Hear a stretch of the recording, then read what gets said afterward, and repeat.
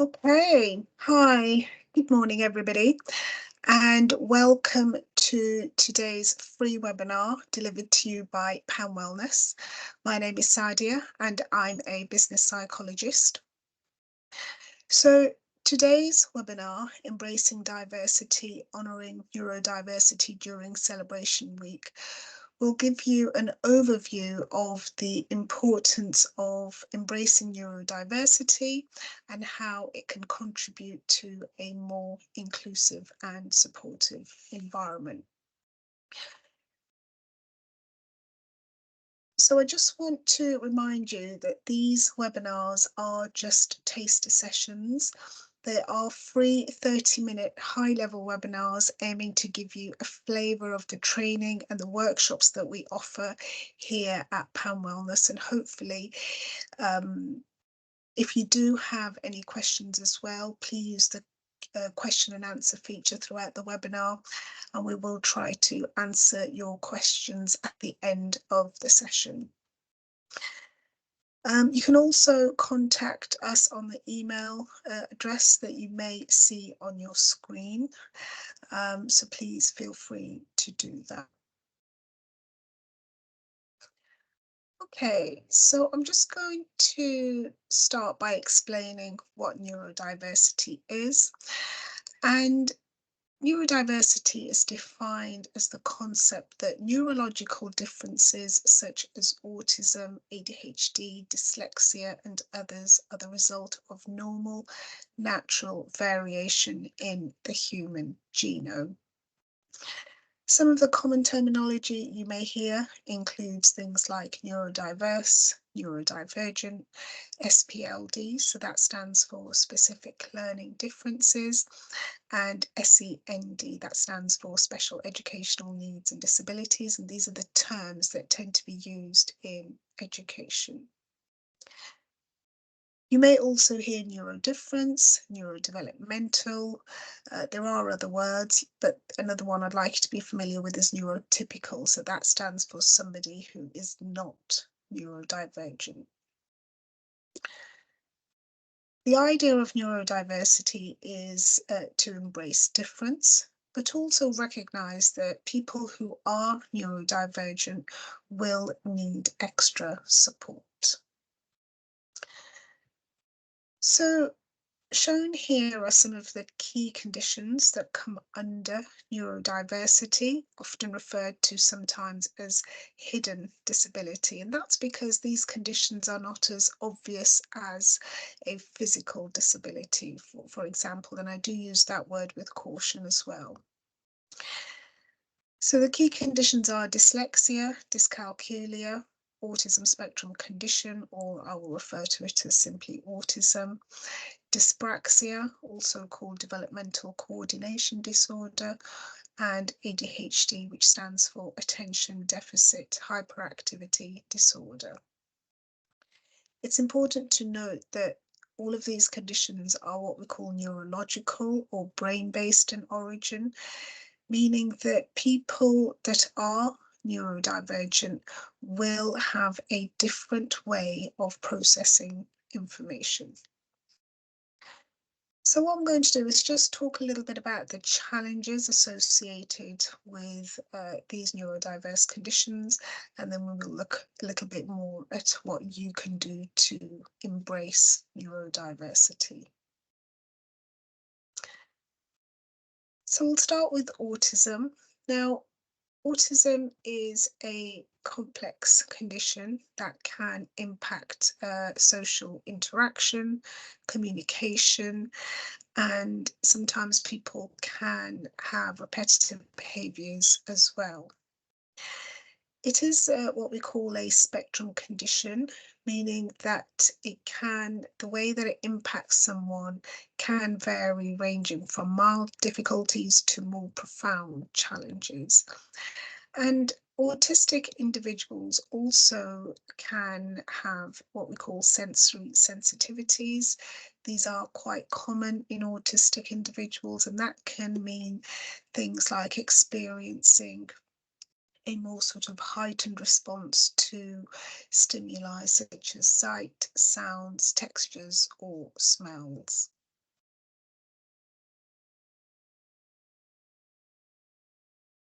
Okay, moving on to dyslexia now. So, dyslexia is a learning difference that can impact a person's reading, writing, spellings, as well as information processing.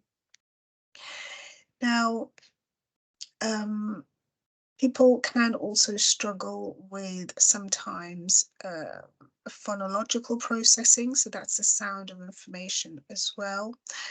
But as with all of these conditions, early identification and intervention can help individuals to succeed academically and professionally as well. Dyspraxia, also called developmental coordination disorder. Now, this condition can impact a person's movement and coordination. It can cause difficulties with fine and most gross motor skills, balance, sometimes spatial awareness as well. Now, it can also impact a person's planning and organizational skills as well. So somebody who is dyspraxic, for example, can struggle with timekeeping, following things in a particular order, even writing, sports, playing sports, getting around their, navigating their physical environment. But again, early intervention and support can help manage the daily challenges as well as improve functioning. Okay, so this one a lot of people do know of. It is becoming, people are becoming more and more aware of dyscalculia. And dyscalculia is characterized by difficulties in understanding and working with numbers. And people that are dyscalculic can often struggle with basic arithmetic operations such as addition, subtraction, multiplication, and division. They may also have trouble understanding things like place value, estimating quantities, for example, as well as difficulties with time and understanding money. So, despite average or above average intelligence in other areas, dyscalculic individuals can have poor memory for mathematical procedures and can also struggle with understanding money as well.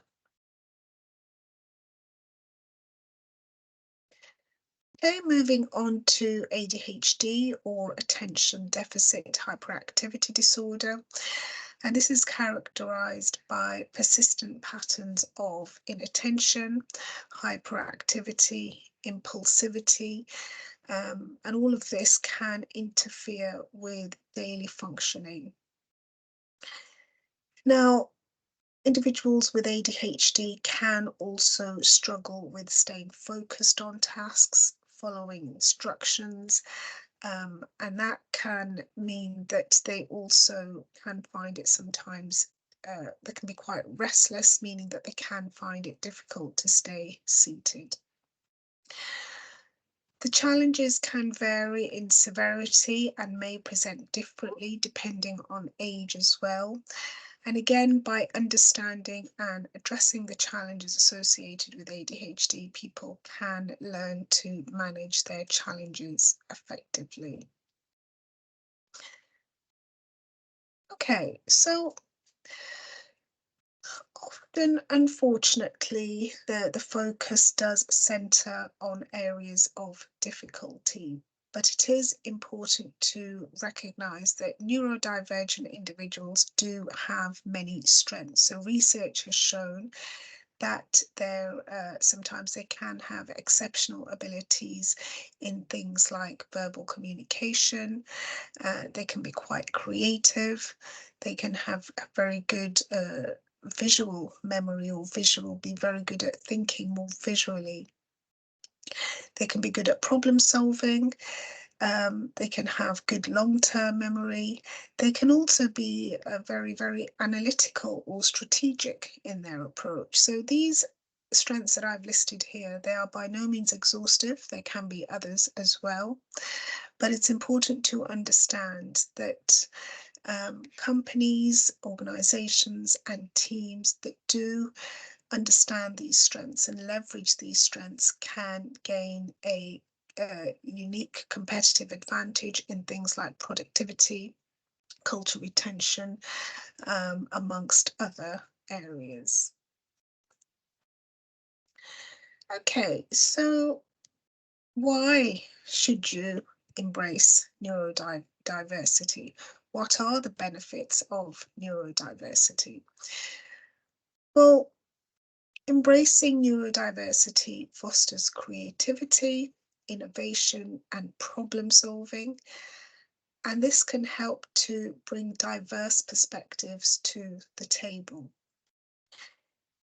Now, this diversity of perspectives can drive progress, and it can also lead to breakthroughs in various fields. It can also help to create a culture of acceptance and belonging where people feel valued for their unique talents and contributions. And organizations that do embrace neurodiversity do often experience higher employee engagement and retention rates. So, therefore, embracing neurodiversity, it's not only morally right, but it's also beneficial for driving innovation and achieving success. So now, now we can think about, well, what can you do to try to embrace neurodiversity? Because it is important, and if you do have some practical tips on being able to do that, then you can create a more inclusive environment. So what does it mean to embrace neurodiversity? Well, embracing neurodiversity involves creating an environment where all individuals feel valued, respected, and included. So trying to foster a culture that values diversity in all its forms, including neurodiversity. And that can be done by encouraging open communication, respect for different perspectives. Another thing that you can do is to ensure that the environment is more accessible. So you can do things like think about the infrastructure, think about the needs of making sure that the design is more sensory friendly, think about alternative communication methods as well. Now, establishing support networks and community organisations and resources tailored to the needs of neurodiverse individuals and their families can be quite helpful. And this can include providing access to information, to services and programs that can promote inclusion and well-being. Try to advocate for the rights and representation of neurodiverse individuals. So, for example, in things like policy making and legislation, try to ensure that their voices are heard and respected in decisions that can impact their lives and communities. Also, try to promote accurate and positive portrayals of neurodiverse people in media, entertainment, and popular culture, because doing that can mean that it can combat stereotypes and promote acceptance. Try to also advocate for improved access to healthcare services by supporting neurodiverse individuals to be able to access mental health services and any specialised interventions. Also, try to create pathways to employment and any economic opportunities for neurodiverse individuals. And that can include things like vocational training, job placement programs, and entrepreneurship initiatives. Trying to promote inclusive hiring practices and workplace accommodations can help to support their participation in the workforce. Also, you can try to invest in research and innovation to better understand neurodiversity, and then this can help you to develop more effective interventions and to improve the quality of life for neurodiverse individuals. So all of these sort of practical tips and collaborations and initiatives can drive and advance knowledge and promote more positive outcomes. And trying to embrace neurodiversity in these broader contexts, societies and workplaces can become more inclusive, equitable, and ensure that we do support all individuals regardless of their neurological differences. Okay, so some of the support offered here at PAM Wellness includes things like coaching and co-coaching services. We do offer screening assessments and diagnostic assessments as well. We can also recommend assistive technology training when we do conduct our workplace needs assessments, as well as training workshops, awareness sessions, much like the one that you're attending today. So some of the training and workshop sessions we offer are listed here. So we do mini sessions. We can offer tailor-made packages as well, and it can include things like women's or men's mental health, trying to deal with challenging customer interactions, for example. We do have many around neurodiversity as well, so please do get in touch if you are interested. So in terms of a summary of today's webinar,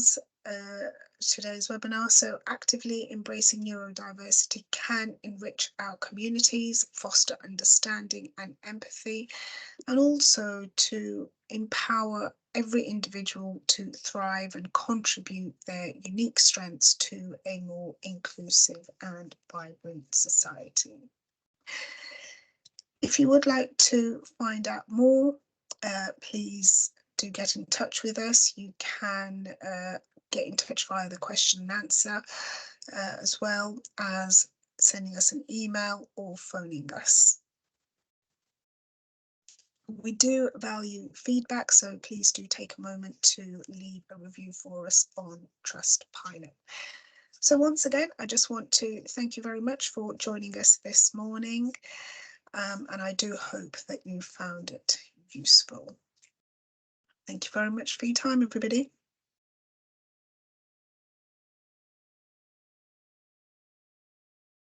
Thank you. Oh, lovely. I like claps. Thank you.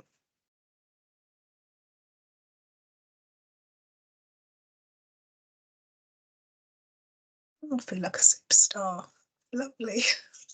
Thank you. Do leave a review.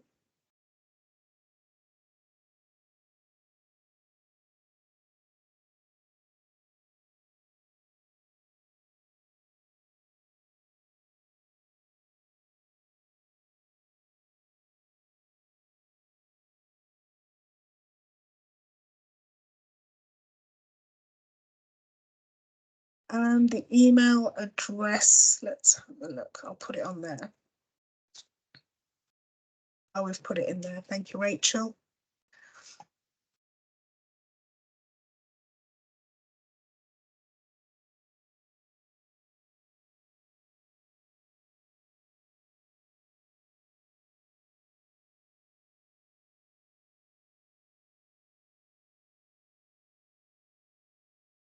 Who are not neurotypical and neurodiversity. I'm happy to address that question actually. So Faye, you've just asked, can I just ask, is neurodivergent the term we use for people who are not neurotypical? And neurodiversity encompasses both neurodivergent and neurotypical. Good question. So neurodiversity encompasses just a neurodiverse person or a neurodivergent person, so that they're used interchangeably, but there is this whole sort of talk and discussion on what the correct word is. But neurotypical means that you are not neurodivergent. Okay, so I hope that helps. So neurotypical means that you are not neurodivergent and you are not neurotypical, you are not neurodiverse. So I hate to use this word, but neurotypical just means normal, that you don't have autism, that you don't have any neurodivergent condition. I think, okay, I believe this may be put onto LinkedIn or YouTube, so please feel free to access the session there.